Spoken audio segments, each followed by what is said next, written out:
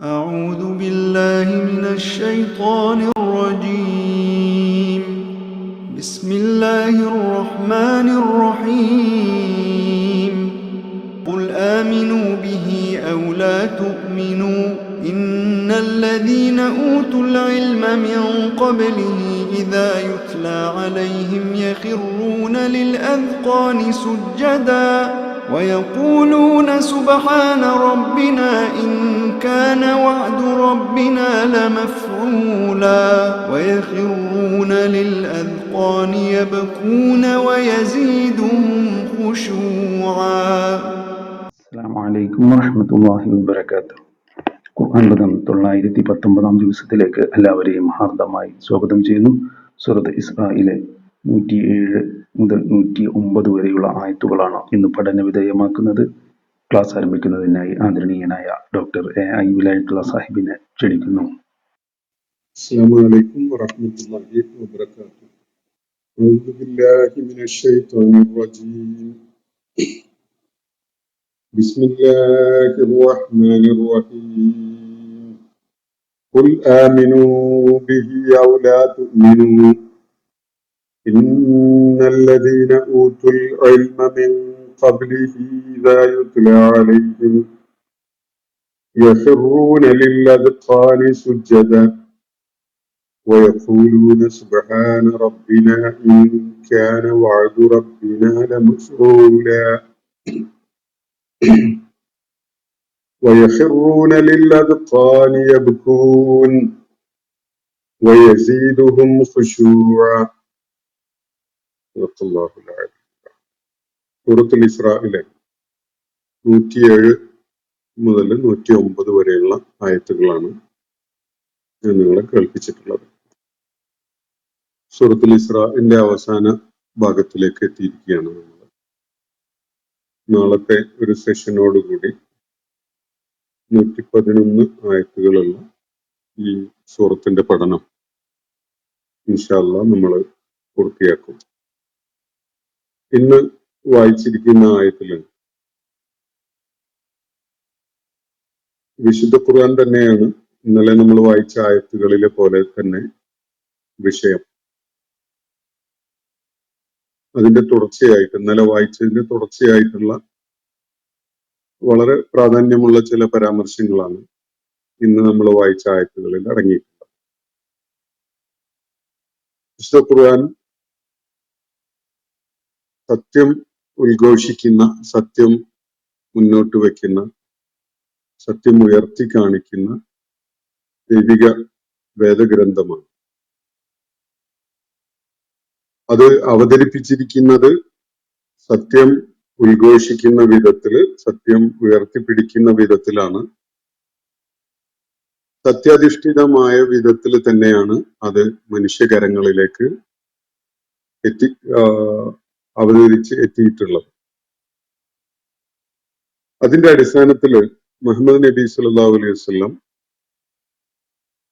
വിശുദ്ധ ഖുർആനെ ഉൾക്കൊള്ളാൻ സന്നദ്ധരാവുന്ന, അതിലെ ഹക്ക് തിരിച്ചറിഞ്ഞ് അതിനെ ഇത്തിബാഅ് ചെയ്യാൻ സന്നദ്ധരാവുന്ന ആളുകളെ സംബന്ധിച്ചിടത്തോളം സന്തോഷ വാർത്ത അറിയിക്കുന്നവനും അതിന് കൂട്ടാക്കാതിരിക്കുന്നവർക്ക് താക്കീത് നൽകുന്നവനുമായിട്ടാണ് നബി സല്ലല്ലാഹു അലൈഹി വസല്ലം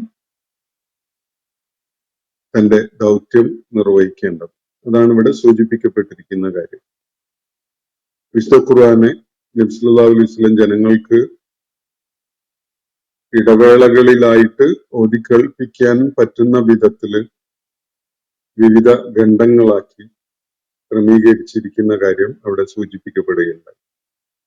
വനസ്സൽനാഹു തൻസീല, ഘട്ടങ്ങളായിട്ട് ക്രമപ്രവൃത്തമായ രീതിയിലാണ് ഖുർആൻ അവതരിപ്പിക്കപ്പെട്ടിരിക്കുന്നത്. അള്ളാഹു അങ്ങനെയാണ് അതിനെ അവതരിപ്പിച്ചിട്ടുള്ളത്. ഈ കാര്യങ്ങളാണ് ഇന്നലെ നമ്മൾ വായിച്ച ഭാഗത്ത് അടങ്ങിയിട്ടുണ്ടായിരുന്നത്.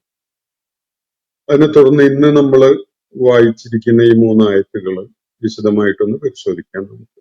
ഫുൾ പ്രവാചകരെ അവരോട് പറയുക, നബി സല്ലല്ലാഹു അലൈഹി വസല്ലമക്കുള്ള നിർദ്ദേശമാണ്. ഈ ആളുകളോട്, ഈ ജനത്തോട് ഇക്കാര്യം ഒന്ന് വ്യക്തമായി പറഞ്ഞേക്കുക. പറയേണ്ട കാര്യം ഇതാണ്: ആമിനു ബിഹി ഔ ലാ തുഅ്മിനു. അവിടെ നിന്ന് തുടങ്ങുന്ന ഭാഗം.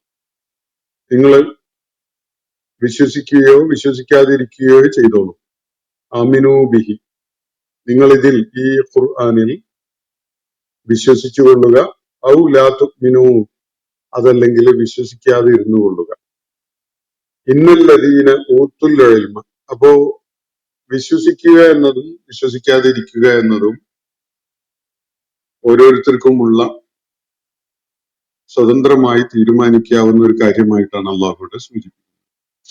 നിങ്ങൾ രണ്ടിലൊരു നിലപാട് സ്വീകരിക്കും എന്നത് ഖുർആന്റെ സാന്നിധ്യം ഉണ്ടാകുന്നതോടുകൂടി തന്നെ അനിവാര്യമാവുകയാണ്. ഒന്നുകിൽ ഖുർആൻ അവകാശപ്പെടുന്ന വിധത്തിലുള്ള അതിന്റെ ദൈവികത ഉൾക്കൊണ്ടുകൊണ്ട് മനുഷ്യരാശിക്കുള്ള ദൈവിക മാർഗദർശനം എന്ന നിലക്ക് അതിനെ അംഗീകരിക്കുന്നവരായിട്ട് ആളുകൾ മാറും. അതല്ലെങ്കിൽ അതിനെ തള്ളിക്കളയുന്ന, അതിനെ നിഷേധിക്കുന്ന, വിശ്വസിക്കാത്ത ആളുകളായിട്ട് മാറും.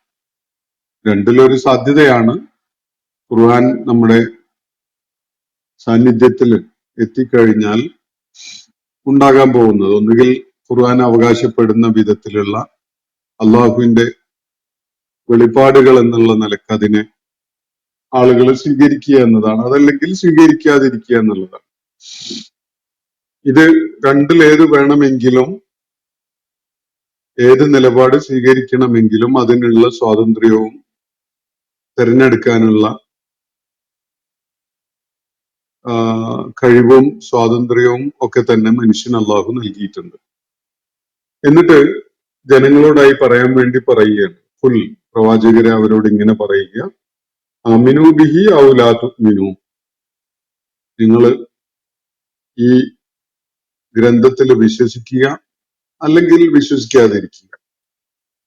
ഇന്നല്ലദീന ഊത്തുൽ ഇൽമ മിൻ ഖബ്ലിഹി, എന്നാൽ ഒരു കാര്യം ഇവിടെ വ്യക്തമാക്കപ്പെടേണ്ടതുണ്ട്. നിശ്ചയമായിട്ടും ഇതിന്റെ മുമ്പായിട്ട്, ഈ ഖുർആൻ അവതരിപ്പിക്കപ്പെടുന്നതിന്റെ മുമ്പായിട്ട് ഇൽമ നൽകപ്പെട്ട പലരുണ്ടല്ലോ ഇവിടെ. അക്കൂട്ടർ ഇന്നല്ലദീന ഊത്തുൽ ഇൽമ, ഇൽമിന്റെ യഥാർത്ഥത്തെ അറിവിന്റെ, ജ്ഞാനത്തിന്റെ യഥാർത്ഥ സ്രോതസ് അള്ളാഹുവാണ് എന്നത് നമ്മൾ നേരത്തെ വിശുദ്ധ ഖുർആന്റെ സൂചനകളിലൂടെ മനസ്സിലാക്കിയിട്ടുള്ള കാര്യമാണ്. സൂറത്തുൽ ബഖറയില്, ആയത്തുൽ കുർസിയിലൊക്കെ അത് വേണ്ട വിധത്തില് ഖുർആൻ വെളിപ്പെടുത്തിയിട്ടുള്ള കാര്യമാണ്. ഇവിടെ ഊത്തുൽ ഇൽമ, അല്ലദീന ഊത്തുൽ ഇൽമ എന്നതുകൊണ്ട് ഉദ്ദേശിക്കപ്പെടുന്നത് നേരത്തെ ജ്ഞാനം നൽകപ്പെട്ടവർ എന്ന് പറഞ്ഞാൽ ദൈവികമായ വെളിപാടുകളിലൂടെയുള്ള ജ്ഞാനം നൽകപ്പെട്ടവര് എന്നതാണ് ഉദ്ദേശിക്കപ്പെടുന്നത്. നേരത്തെ വേദങ്ങൾ പിൻപറ്റിയിരുന്ന ആളുകൾ, പൂർവിക വേദ സമൂഹങ്ങൾ. ഇന്നല്ലദീന ഊത്തുൽ ഇൽമ മിൻ ഖബൽ, മിൻ ഖബലിഹി, ഈ ഖുർആന്റെ അവതരണത്തിന് മുമ്പായിട്ട് ദൈവിക ജ്ഞാനം പകർന്നു നൽകപ്പെട്ട ആളുകൾ, വെളിപ്പാട് ജ്ഞാനം പകർന്നു നൽകപ്പെട്ട ആളുകൾ, അവര് ഇദാ യുത്ല അലൈഹിം, അവർക്കാണ് ഇത് ഓതിക്കേൾപ്പിക്കപ്പെടുന്നത് എങ്കിൽ, നേരത്തെ ഇൽമ നൽകപ്പെട്ട ആളുകളിൽ അവർക്കിടയിൽ ഈ ഖുർആൻ പാരായണം ചെയ്ത് കേൾപ്പിക്കപ്പെട്ടാൽ, ഇതാ യുത്ല അലൈഹിം, അവർക്കിത് ഓതി കേൾപ്പിക്കപ്പെട്ടാൽ, യഖിറൂന ലിൽ അദ്ഖാനി സുജദ, അവര് സാഷ്ടാംഗം ചെയ്യുന്നവരായിട്ട് മുഖം കുത്തി വീഴും. ഇതാണ് അള്ളാഹുവിടെ പറയുന്നത്. വേദജ്ഞാനം പരിചയമുള്ള, വെളിപാടുകളുടെ സ്രോതസ്സുകളെ പരിചയമുള്ള സമൂഹങ്ങളിൽപ്പെട്ടവർ ഈ ഖുർആൻ അവർക്ക് ഓതി കേൾപ്പിച്ചു കഴിഞ്ഞാൽ അവരുടെ നിലപാട്, അവരുടെ പ്രതികരണം എന്തായിരിക്കും എന്നാണ് അള്ളാഹുവിടെ സൂചിപ്പിക്കുന്നത്. അഹ്ലുൽ കിതാബിൽപ്പെട്ട എല്ലാവരും അങ്ങനെ ചെയ്യുമെന്നല്ല, ഖുർആൻ പലയിടത്തായിട്ട് ഈ കാര്യം വ്യക്തമാക്കിയിട്ടുണ്ട്. വേദജ്ഞാനം നൽകപ്പെട്ട ആളുകൾ, പൂർവിക വേദങ്ങളുടെ അനുയായികളായ ആളുകൾ, അവരെ ഈ ഖുർആൻ കേൾപ്പിച്ചാൽ അവര് മുഖം കുത്തി വീണുകൊണ്ട് സുജൂദ് അനുഷ്ഠിക്കും എന്നാണ് അള്ളാഹു ഇവിടെ സൂചിപ്പിക്കുന്നത്. ഇദാ യുത്ല അലൈഹിം യഖറൂന ലിൽ അദ്ഖാനി, അവരുടെ മുഖം സമർപ്പിക്കുന്നവരായിക്കൊണ്ട്. അവർ ഈ താടിയെല്ലിന്റെ ഈ അല്ലെങ്കിൽ താടിരോമങ്ങൾ ഉണ്ടാവുന്ന ആ ഭാഗം മുതലുള്ള ആ മുഖത്തിന്റെ ഭാഗത്തിനാണ് ദഖൻ എന്ന അറബിയിൽ പറയുന്നത്. അതിന്റെ ബഹുവചനാണ് അദ്ഖാൻ. അപ്പോ മുഖം പതിപ്പിക്കുന്നവരായിട്ട്, മുഖം നിലത്ത് പതിപ്പിക്കുന്നവരായിക്കൊണ്ട് അവർ സുജൂദ് നിർവഹിക്കും. ഈ ഖുർആൻ ദൈവിക വചനങ്ങളായിട്ട് തിരിച്ചറിഞ്ഞുകൊണ്ട് എന്നാണ് അള്ളാഹു ഇവിടെ പറയുന്നത്. യഹൂദ ക്രൈസ്തവ സമൂഹങ്ങളിലൊക്കെ അങ്ങനെ ഈ ഖുർആനിലെ ആയാത്തുകൾ ദൈവിക വചനങ്ങളായിട്ട് തിരിച്ചറിഞ്ഞുകൊണ്ട് ഈ വിധത്തില് അള്ളാഹുവിന്റെ മുന്നിൽ സാഷ്ടാംഗം ചെയ്യുന്നവരായി അതിനെ ഉൾക്കൊണ്ടുകൊണ്ട് പ്രതികരിച്ച ആളുകൾ ഉണ്ടായിട്ടുണ്ട്. ചരിത്രത്തിൽ അങ്ങനെ ചില സംഭവങ്ങൾ നമുക്ക് വ്യക്തമായും അടയാളപ്പെടുത്തപ്പെട്ടതായിട്ട് കാണാൻ സാധിക്കും. ഈ സമൂഹത്തെ സംബന്ധിച്ചിടത്തോളം അവരാണ് വേദക്കാരാണ്, അല്ലെങ്കിൽ ഇവിടെ അല്ലദീന ഊത്തുൽ ഇൽമ എന്ന് പരാമർശിക്കപ്പെട്ട ഈ കൂട്ടരാണ് വിശുദ്ധ ഖുർആന്റെ ദൈവികതയെ ഏറ്റവും എളുപ്പത്തിൽ മനസ്സിലാക്കാൻ സാധിക്കുന്ന ആളുകൾ. കാരണം വിശുദ്ധ ഖുർആനിലെ പ്രതിപാദ്യങ്ങൾ പലതും പൂർവിക വേദങ്ങളിൽ പ്രതിപാദിക്കപ്പെട്ട കാര്യങ്ങളാണ്. അതിന്റെ ശൈലി വെച്ചുകൊണ്ടും അതിന്റെ ദൈവിക ഗ്രന്ഥം എന്നുള്ള നിലക്കുള്ള പല പ്രത്യേകതകളും എളുപ്പത്തിൽ തിരിച്ചറിഞ്ഞുകൊണ്ടുമൊക്കെ അതിനെ ഉൾക്കൊണ്ടുകൊണ്ട് മുഖം നിലത്തർപ്പിച്ചുകൊണ്ട് സാഷ്ടാംഗം ചെയ്യുന്നവരായിട്ട് അവര് അതിനോട് പ്രതികരിക്കും എന്നാണ് ഇവിടെ ഖുർആൻ പ്രത്യേകമായിട്ട് പറയുന്നത്. ഇത് സൂചിപ്പിക്കുന്നത് ജനങ്ങളുടെ കൂട്ടത്തില് ഏറ്റവും ഏറെ ഈ ഖുർആനെ തിരിച്ചറിയാൻ, അത് ദൈവിക ഗ്രന്ഥമായിട്ട് എളുപ്പത്തിൽ മനസ്സിലാക്കാൻ സാധിക്കുന്ന ഒരു പശ്ചാത്തലമുള്ളത് നേരത്തെ തന്നെ ദൈവിക ജ്ഞാനം പകർന്നു നൽകപ്പെട്ട അതിന്റെ വാഹകരായ ആളുകളാണ് എന്നതാണ്. അപ്പൊ അതുകൊണ്ട് നിങ്ങൾ വിശ്വസിച്ചാലും ഇല്ലെങ്കിലും, ഇതാണ് മക്കയിലെ ആളുകളെ വിശേഷിച്ച് അവരെ കേൾപ്പിച്ചുകൊണ്ടുള്ള ഒരു പ്രഖ്യാപനം. പറയുക പ്രവാചകരെ, ആമിനു ബിഹി ഔ ലാ തുഅ്മിനു, നിങ്ങൾ വിശ്വസിച്ചു കൊള്ളുക അല്ലെങ്കിൽ വിശ്വസിക്കാതെ ഇരുന്നുകൊള്ളുക. നേരത്തെ ഇതിനു മുമ്പ് വേദം നൽകപ്പെട്ട ജ്ഞാനം, ദൈവിക ജ്ഞാനം പകർന്നു നൽകപ്പെട്ട ആളുകൾ, അവർക്കിത് ഓതിക്കേൾപ്പിക്കപ്പെട്ടാൽ അവര് മുഖം നിലത്ത് അർപ്പിക്കുന്നവരായിക്കൊണ്ട് സുജൂദ് നിർവഹിക്കും. സുജൂദിൽ വീണുകൊണ്ട് അവര് സ്വയം അള്ളാഹുവിന് കീഴ്പ്പെടുന്നവരായിട്ട് അവര് പ്രതികരിക്കും എന്നാണ് ഇവിടെ ചൂണ്ടിക്കാണിക്കപ്പെടുന്നത്. കാരണം അവരെ സംബന്ധിച്ചിടത്തോളം അതിൽ സന്ദേഹം ഒന്നുമേ ഇല്ല.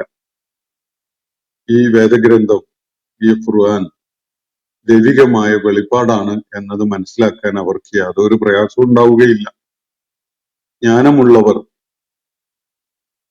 വേദജ്ഞാനമുള്ള ആളുകൾ തീർച്ചയായിട്ടും അതിനെ ഉൾക്കൊണ്ടുകൊണ്ട് പ്രതികരിക്കും എന്നാണ്. ഈ വിധത്തിൽ സുജൂദ് നിർവഹിക്കുന്നവരായിക്കൊണ്ട് അവര് സ്വയം അള്ളാഹുവിന് സമർപ്പിച്ചുകൊണ്ട് ഈ ഖുർആൻ അംഗീകരിച്ചുകൊണ്ടുള്ള പ്രതികരണം അവരിൽ അത് ഉളവാക്കും എന്നാണ് അള്ളാഹു ഇവിടെ പറയുന്നത്. ക്രൈസ്തവ സമൂഹത്തിലും യഹൂദ സമൂഹത്തിലും ഒക്കെ ഇങ്ങനെ അതിനെ ഉൾക്കൊണ്ട ആളുകള് നബി സല്ലല്ലാഹു അലൈഹി വസല്ലമയുടെ കാലഘട്ടത്തിലും പിൽക്കാലത്ത് ഓരോ തലമുറയിലും അങ്ങനെ ധാരാളം ഉണ്ടായിട്ടുണ്ട് എന്നത് ചരിത്രം നമ്മളെ ബോധ്യപ്പെടുത്തി തരുന്നുണ്ട്. ആ ശൃംഖലയിൽ ഒരുപക്ഷെ കഴിഞ്ഞ നൂറ്റാണ്ടില് ഏറ്റവും ശ്രദ്ധേയനായ ഒരു വ്യക്തിയായിരിക്കണം മുഹമ്മദ് അസദ് എന്ന പേര് സ്വീകരിച്ച ലിയോപോൾ വെയ്സ് എന്ന ഓസ്ട്രിയക്കാരനായ ഒരു പത്രപ്രവർത്തകൻ. തുടക്കത്തിൽ അദ്ദേഹം പത്രപ്രവർത്തകനായിരുന്നെങ്കിലും ദീർഘകാലം ജീവിച്ച ആ മനുഷ്യൻ വലിയൊരു പണ്ഡിതനായി മാറുകയും വിശുദ്ധ ഖുർആന്റെ വ്യാഖ്യാന കൃതി രചിക്കുകയൊക്കെ ചെയ്തിട്ടുണ്ട്.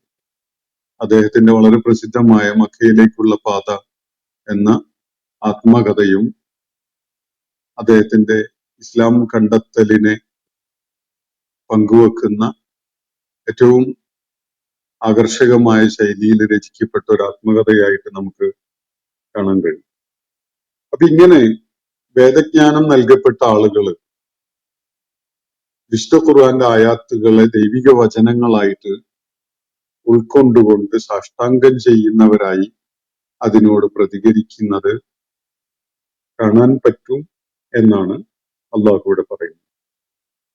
തുടർന്ന് പറയുന്ന വയഫൂലൂന്, ഈ ആളുകൾ ഇങ്ങനെ പറയും, അവരുടെ പ്രാർത്ഥന അല്ലെങ്കിൽ അവരുടെ ദിക്ർ ഇങ്ങനെയായിരിക്കും: സുബ്ഹാന റബ്ബിന, ഞങ്ങളുടെ നാഥൻ അങ്ങേയറ്റം പരിശുദ്ധനാണ്, എല്ലാം തികവുള്ളവനാണ്, ഒരു പോരായികയും ഒരു ന്യൂനതയും ഇല്ലാത്തവനാണ്.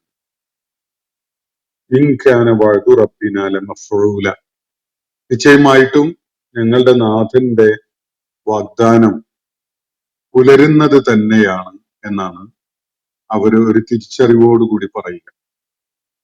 പൂർവിക വേദഗ്രന്ഥങ്ങളിൽ നൽകപ്പെട്ടിരുന്ന വാഗ്ദാനം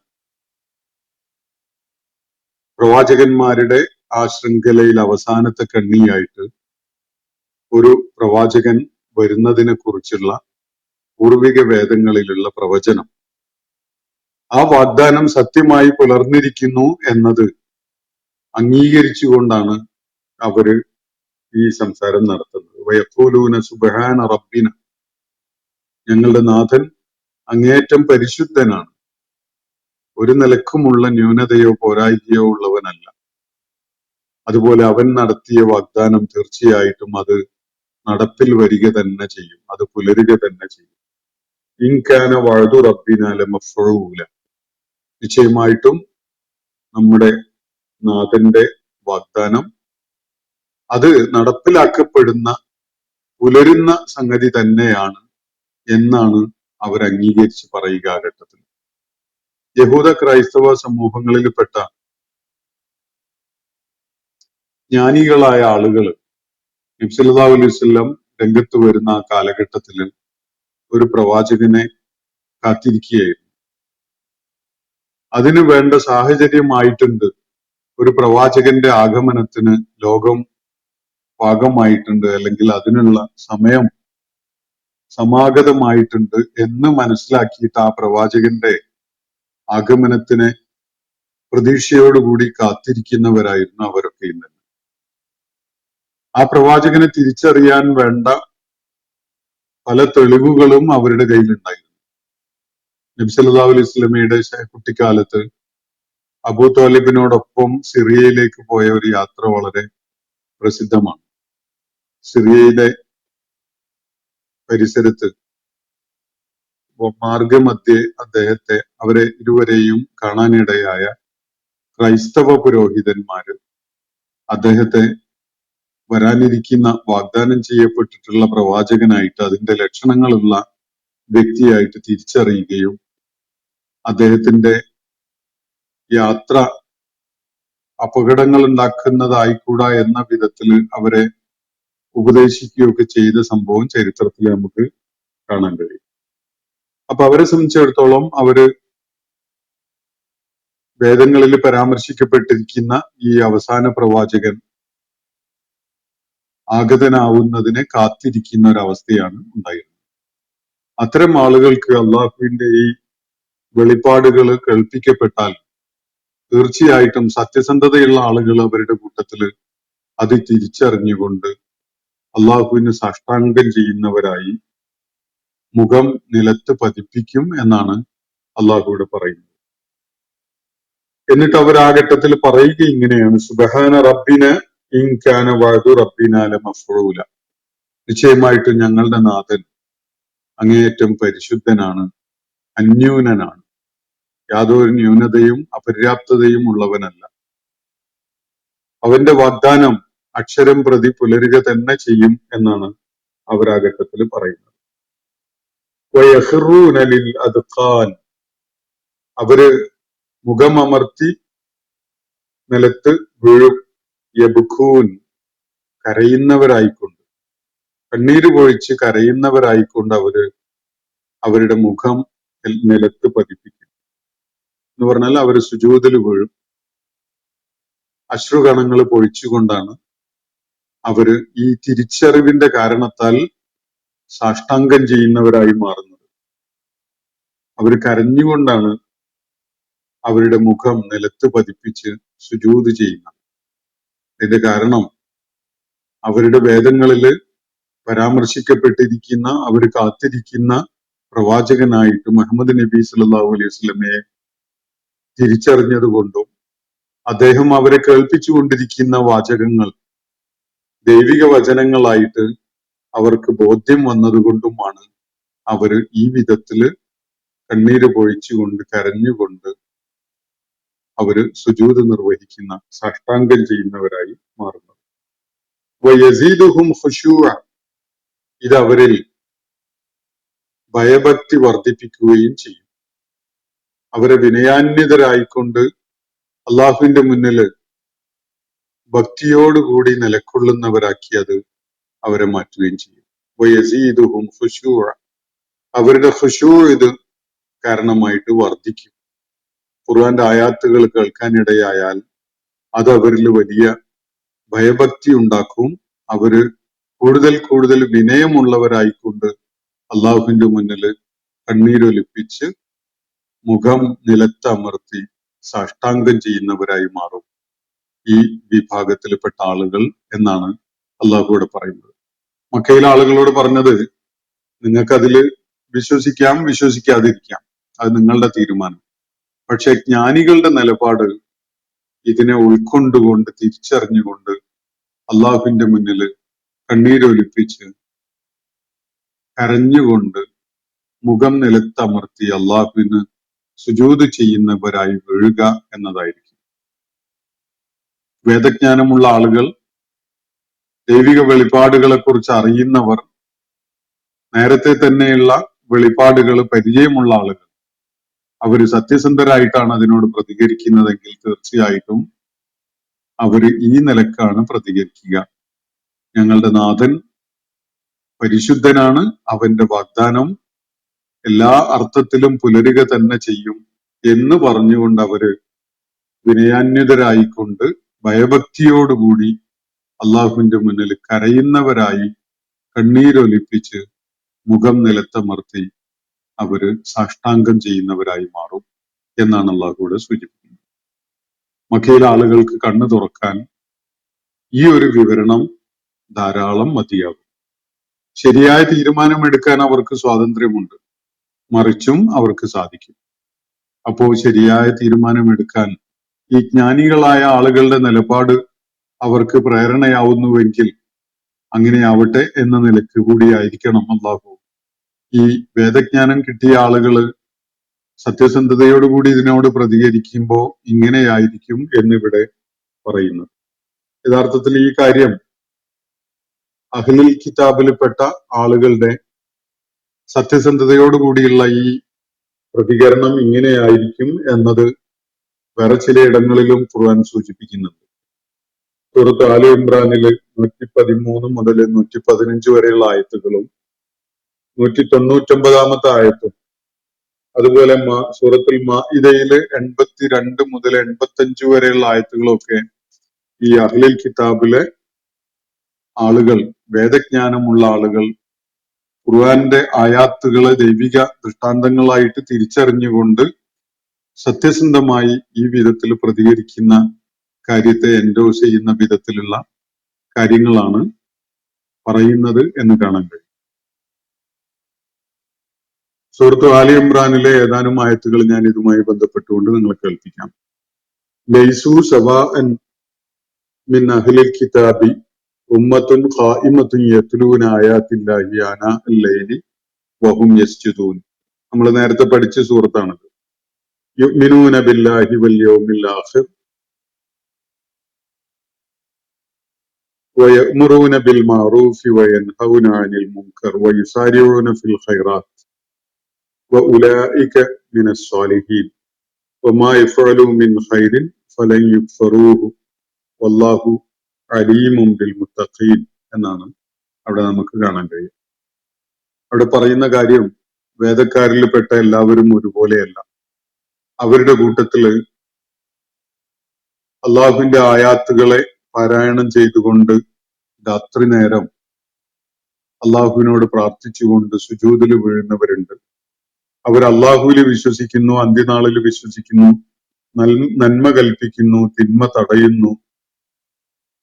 അവര് സുഹൃതവാന്മാരായ ആളുകളാണ് എന്ന് പരാമർശിച്ചുകൊണ്ട് അവരുടെ പൂർവിക വേദങ്ങളെ സത്യസന്ധമായി പിൻപറ്റുന്ന ആ സമൂഹത്തിലെ ആളുകളെ അള്ളാഹു വിവരിക്കുകയാണ് സൂറത്ത് ആലി ഇമ്രാനിലെ 113 മുതൽ 115 ആയത്ത് വരെയുള്ള ഭാഗം.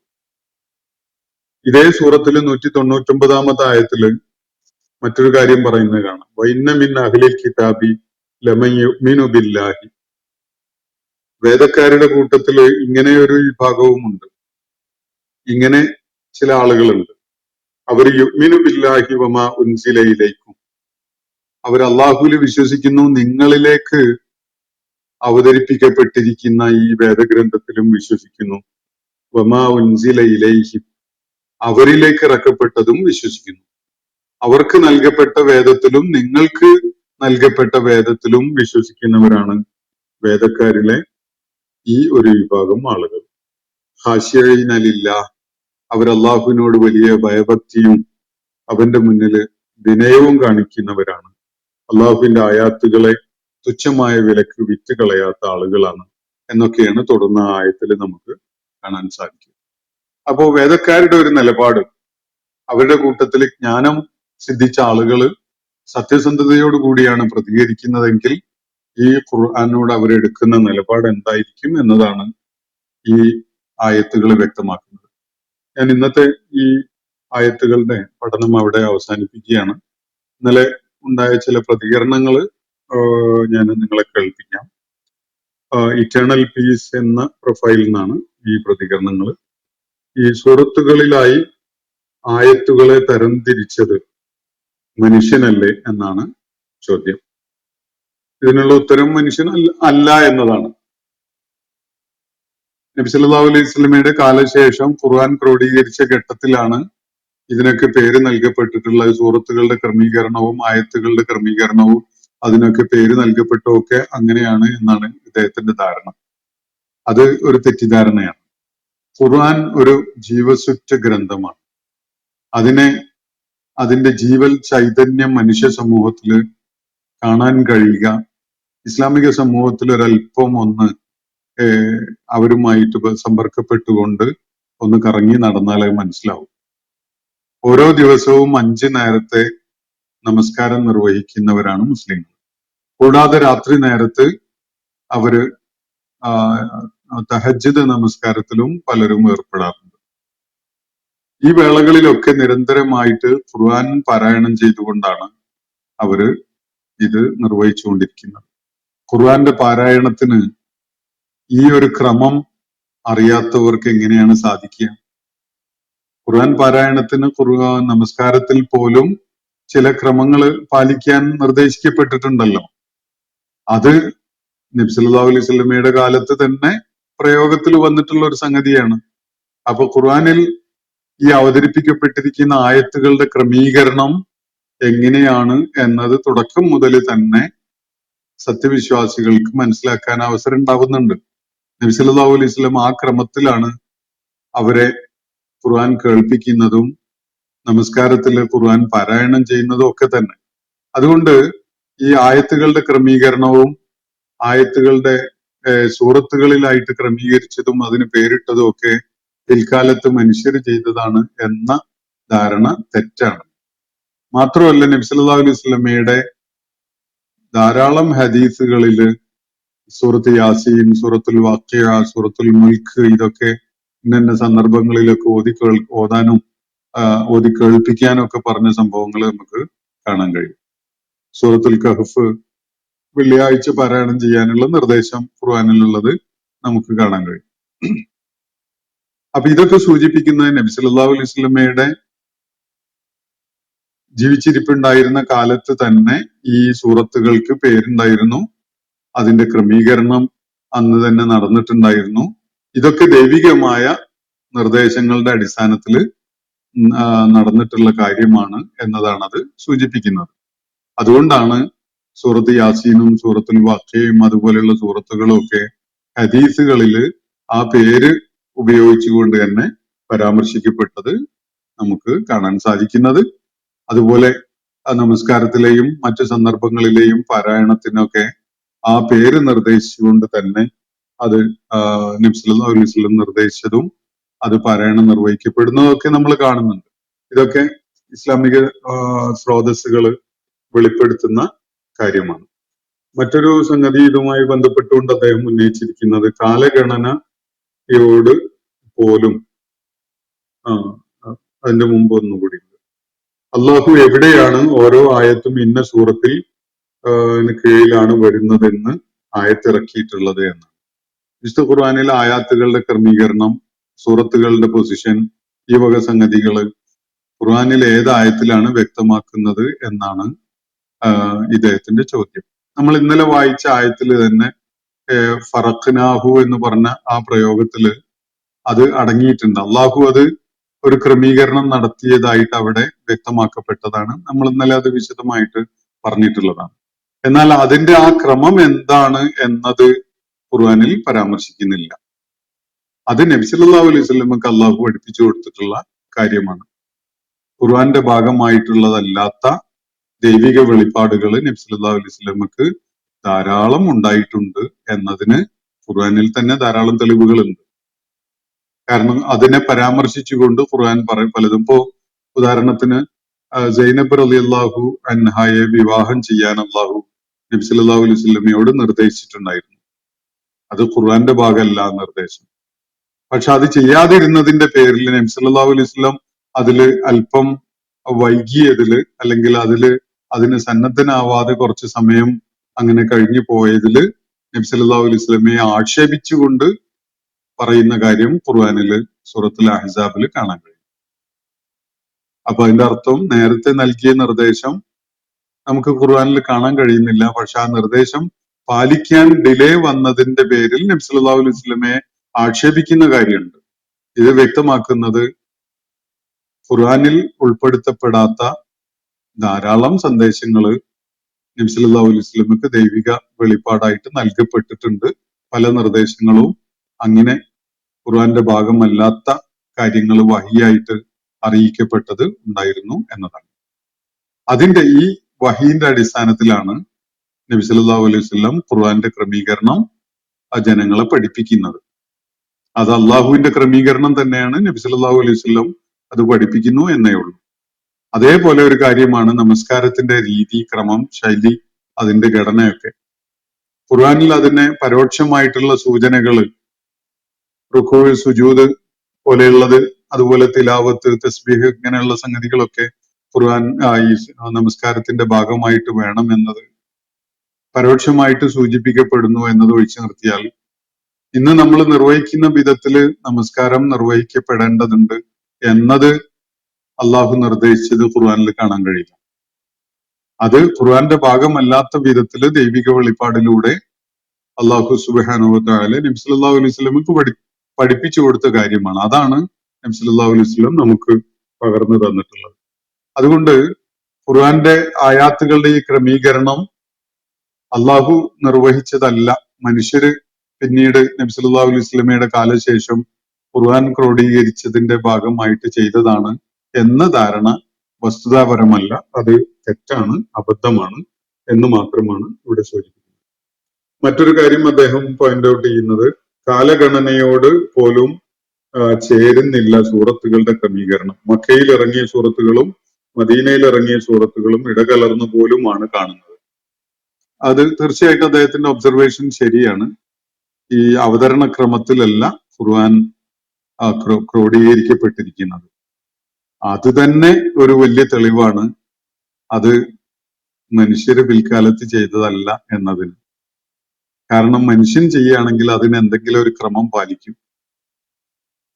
അതിന്റെ ആദ്യം അവതരിച്ചത് ആദ്യം എന്നുള്ള ക്രമത്തില് ക്രോഡീകരിക്കാനായിരിക്കും മനുഷ്യന് സ്വാഭാവികമായിട്ടുണ്ടാവുന്ന പ്രേരണ.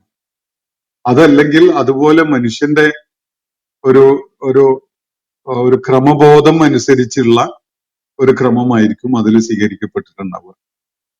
എന്നാൽ ഇവിടെ ഖുർആന്റെ ഇന്ന് നമ്മളുടെ കൺമുന്നിലുള്ള ഖുർആന്റെ ക്രമം അത് ഒരു ദൈവിക യുക്തിയുടെ അടിസ്ഥാനത്തിൽ ക്രമീകരിക്കപ്പെട്ടിട്ടുള്ളതാണ്. അത് മനുഷ്യയുക്തിയല്ല, ദൈവിക യുക്തിയാണ്. ആ യുക്തി എന്താണ് എന്നത് നമുക്ക് ഖുർആന്റെ പഠന പ്രക്രിയയിൽ മനസ്സിലാക്കാൻ സാധിക്കും. നമ്മൾ പലപ്പോഴും അത് ആ നിലക്ക് വിവരിച്ചിട്ടുമുണ്ട്. ഇപ്പൊ മക്കയിൽ അവതരിച്ച സൂറത്തുകള് ആദ്യത്തിൽ വരുന്ന വിധത്തിൽ ക്രമീകരിക്കുമ്പോൾ അത് ഒരു പക്ഷെ അങ്ങനെ ഒരു സമൂഹത്തിന്റെ വളർച്ചയുടെ ഒരു പ്രക്രിയയിലൂടെ കടന്നു പോകുന്ന ഒരു ഘട്ടത്തിൽ മാത്രമായിരിക്കും അത് ആ നിലക്ക് ഫലപ്രദമാവുക. അല്ലാത്ത നിലക്ക് ഖുർആന്റെ ആദ്യത്തെ സൂറത്ത് ഇപ്പോൾ നമ്മൾ കാണുന്നത് ഫാത്തിഹയാണ്. ഇത് 6-മതോ മറ്റോ അവതരിച്ചിട്ടുള്ള സൂറത്താണ്. അതാണ് സൂറത്ത് ഈ ഖുർആന്റെ തുടക്കത്തിലുള്ള സൂറത്തായിട്ട് ഇന്ന് ക്രമീകരിക്കപ്പെട്ട വിധത്തിൽ നമുക്ക് കാണാൻ പറ്റുന്നത്.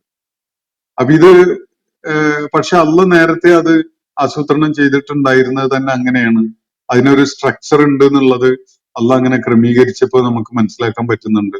സൂറത്തുൽ ഫാത്തിഹയുടെ മധ്യത്തിൽ നമ്മൾ ആവശ്യപ്പെടുന്ന ഒരു കാര്യം യഹ്ദിന സിറാത്തുൽ മുസ്തഖീം എന്നാണ്. മുസ്തഖീമായ വഴിയിലൂടെ നീ ഞങ്ങളെ നയിക്കണമേ എന്നാണ് അതിൽ ആവശ്യപ്പെടുന്ന ഒരേ ഒരു കാര്യം. സൂറത്തുൽ ബഖറ എന്ന് പറഞ്ഞ 2-മത്തെ സൂറത്തിന്റെ തുടക്കത്തിൽ തന്നെ പറയുന്ന കാര്യം ദാലിക്കൽ കിതാബു ലാ റൈബ ഫീഹി ഹുദൻ ലിൽ മുത്തഖീൻ എന്നാണ്. ആ ഗ്രന്ഥം ഇത് ഒരു സംശയവും വേണ്ട, ബുദ്ധിപരമായ സത്യസന്ധതയുള്ള മുത്തഖികൾക്ക് മാർഗദർശനമാണ് എന്ന് പറഞ്ഞുകൊണ്ട് എന്താണോ സൂറത്തുൽ ഫാത്തിഹയിൽ മനുഷ്യൻ ആവശ്യപ്പെട്ടത് അത് നൽകുന്ന വിധത്തിലാണ് സൂറത്തുൽ ബഖറയുടെ തുടക്കത്തിൽ കാണാൻ പറ്റും. ഇനി അത് ആ ക്രമം കഴിഞ്ഞ് അവസാനത്തിലെത്തി നമ്മൾ സൂറത്തുൽ നാസിലെത്തുമ്പോൾ അവിടെയും ഒരു പൂർത്തീകരണത്തിന്റെ ഒരു സ്വഭാവം നമുക്ക് കാണാൻ കഴിയും. അള്ളാഹു പകർന്നു നൽകിയിട്ടുള്ള ഈ ദൈവികമായ മാർഗദർശനം അത് സംരക്ഷിക്കപ്പെടുകയും നമുക്ക് പ്രയോജനകരമായി മാറുകയും ചെയ്യുന്നത് അതിന് ചിലപ്പോ ചില ദ്രോഹങ്ങളൊക്കെ മനുഷ്യനെ പിടികൂടാൻ ഇടയുള്ളത് കൊണ്ടായിരിക്കണം ഒരുപക്ഷെ ഖുൽ അഊദു ബിറബ്ബിന്നാസ് മലിക്കിന്നാസ് ഇലാഹിന്നാസ് മിൻ ശർരിൽ വസ്വാസിൽ ഖന്നാസ് അല്ലദീ യുവസ്വിസു ഫീ സുദൂരിന്നാസ് മിനൽ ജിന്നത്തി വന്നാസ് എന്ന പ്രാർത്ഥന അടങ്ങിയ വിധത്തിൽ ഈ ഖുർആന്റെ പാരായണം അവസാനിക്കുന്ന ഒരു ക്രമം അതിന് നൽകപ്പെട്ടിട്ടുള്ളത്. അങ്ങനെ ഒരു പ്രാർത്ഥന നിർവഹിക്കുന്നതിൽ ഒരു വലിയ യുക്തി ഖുർആൻ പാരായണത്തിന്റെ അവസാനത്തിൽ അങ്ങനെ ഒരു പ്രാർത്ഥന നിർവഹിക്കുന്നതിൽ വലിയൊരു യുക്തി അടങ്ങിയത് കൊണ്ടാവാൻ സാധ്യതയുണ്ട്. ഇങ്ങനെയുള്ള ഈ ദൈവിക ക്രമീകരണം, ദൈവികമായി ക്രമീകരിക്കപ്പെട്ടിരിക്കുന്ന ഈ രീതി, അതിന്റെ യുക്തിയും അതിന്റെ പ്രാധാന്യവും ഒക്കെ എന്ത് എന്നത് നമുക്ക് ഉൾക്കൊള്ളാൻ ശ്രമിച്ചു നോക്കുകയൊക്കെ ചെയ്യാം. ആരും തടസ്സമൊന്നുമില്ല. അപ്പൊ ഞാൻ സൂചിപ്പിച്ചു വരുന്നത് മനുഷ്യന്റെ ഒരു ക്രമീകരണമായിരുന്നു ഇത് എങ്കിൽ ഒരിക്കലും തന്നെ ഇങ്ങനെയല്ല ഉണ്ടാവുക.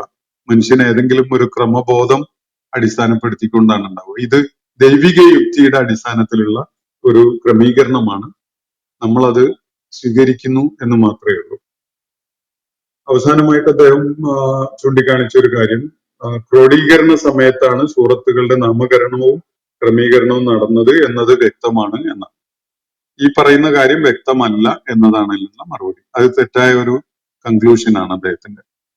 കാരണം ധാരാളം ഹദീസുകളിൽ ഈ പരാമർശം വരുന്നുണ്ട്. പേരുകൾ, ഖുർആന്റെ സൂറത്തുകളുടെ പേരുകൾ വരുന്നുണ്ട്. അത് നബി സല്ലല്ലാഹു അലൈഹി വസല്ലം അദ്ദേഹത്തിന്റെ ജീവിതകാലത്ത് തന്നെ പലപ്പോഴായിട്ട് പല സൂറത്തുകളുടെയും പേര് പരാമർശിച്ചുകൊണ്ടൊക്കെ പല കാര്യങ്ങളും നിർദ്ദേശിച്ചത് വ്യക്തമാക്കുന്നത് ആ പേരുകളും ക്രമീകരണവും ഒക്കെ അന്ന് തന്നെ അള്ളാഹു നബി സല്ലല്ലാഹു അലൈഹി വസല്ലമയെ പഠിപ്പിച്ചു കൊടുത്തിരുന്നു. അതിന്റെ അടിസ്ഥാനത്തിലാണ് നബി സല്ലല്ലാഹു അലൈഹി വസല്ലം അത്തരം നിർദ്ദേശങ്ങളൊക്കെ നൽകിയിട്ടുണ്ടായിരുന്നത് എന്നതാണ്. ഈ ചൂണ്ടിക്കാണിക്കപ്പെട്ട സംഗതി വസ്തുതാപരമല്ല എന്ന് മാത്രം ചൂണ്ടിക്കാണിച്ചുകൊണ്ട് അവസാനിപ്പിക്കുകയാണ്. വാസുദാവന അനിൽ അൽഹംദുലില്ലാഹി റബ്ബിൽ ആലമീൻ. അസ്സലാമു അലൈക്കും വറഹ്മത്തുള്ളാഹി വബറകാതുഹു. ഇന്നത്തെ ഖുർആൻ പഠനം ഇവിടെ സമാപിക്കുന്നു. ഖുർആൻ പഠനത്തിൽ പങ്കെടുത്ത എല്ലാവർക്കും അല്ലാഹു അർഹമായ പ്രതിഫലം നൽകി അനുഗ്രഹിക്കട്ടെ. വആഖിറു ദഅവാന അനിൽ ഹംദുലില്ലാഹി റബ്ബിൽ ആലമീൻ. അസ്സലാമു അലൈക്കും വറഹ്മത്തുള്ളാഹി വബറകാതുഹു.